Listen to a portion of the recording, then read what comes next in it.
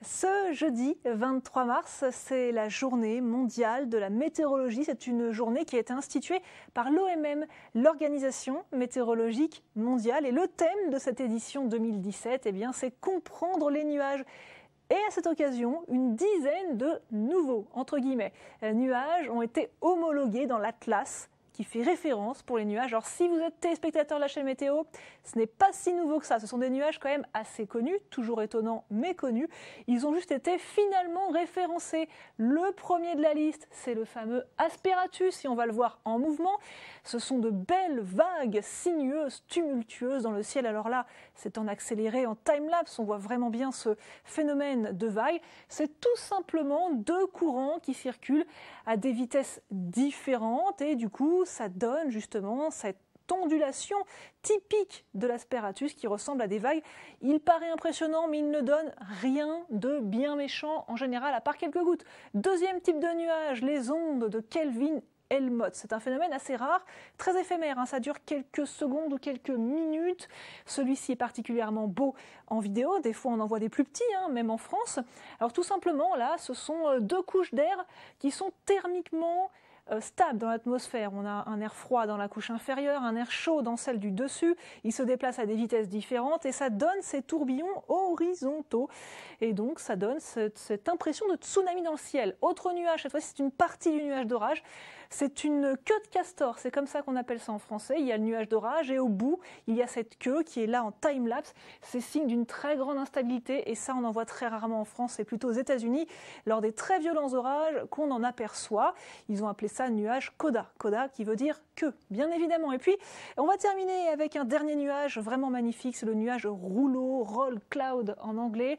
C'est comme un Arcus dans un nuage d'orage, sauf que là la différence c'est que ce rouleau, vous le voyez, il est totalement détaché du nuage d'orage. On en voit parfois dans l'Amérique du Nord, en Australie, en France, c'est très rare, c'est très impressionnant également. Ce n'est pas si nouveau non plus, vous en avez vu déjà sur la chaîne météo, mais ça y est, ces nuages sont officiellement homologués dans l'Atlas des nuages internationaux.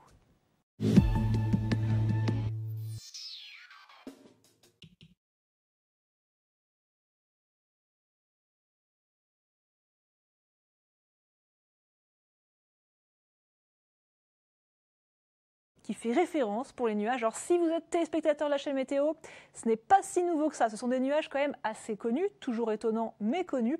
Ils ont juste été finalement référencés. Le premier de la liste, c'est le fameux Asperatus, et on va le voir en mouvement. Ce sont de belles vagues sinueuses, tumultueuses dans le ciel. Alors là, c'est en accéléré, en time-lapse, on voit vraiment bien ce phénomène. Ça dure quelques secondes ou quelques minutes.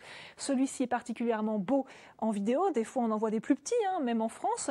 Alors tout simplement, là, ce sont deux couches d'air qui sont thermiquement stable dans l'atmosphère. On a un air froid dans la couche inférieure, un air chaud dans celle du dessus. Ils se déplacent à des vitesses différentes et ça donne ces tourbillons horizontaux. Et donc ça donne Ce jeudi 23 mars, c'est la journée mondiale de la météorologie. C'est une journée qui a été instituée par l'OMM, l'Organisation météorologique mondiale. Et le thème de cette édition 2017, c'est comprendre les nuages. Et à cette occasion, une dizaine de nouveaux, entre guillemets, nuages ont été homologués dans l'Atlas. Le phénomène de vagues, c'est tout simplement deux courants qui circulent à des vitesses différentes et du coup, ça donne justement cette ondulation typique de l'Asperatus qui ressemble à des vagues. Il paraît impressionnant, mais il ne donne rien de bien méchant en général, à part quelques gouttes. Deuxième type de nuage, les ondes de Kelvin-Helmholtz. C'est un phénomène assez rare, cette impression de tsunami dans le ciel. Autre nuage, cette fois-ci c'est une partie du nuage d'orage.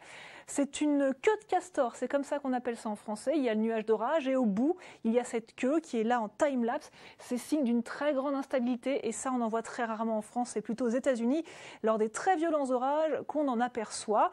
Ils ont appelé ça nuage Koda. Koda qui veut dire queue, bien évidemment. Et puis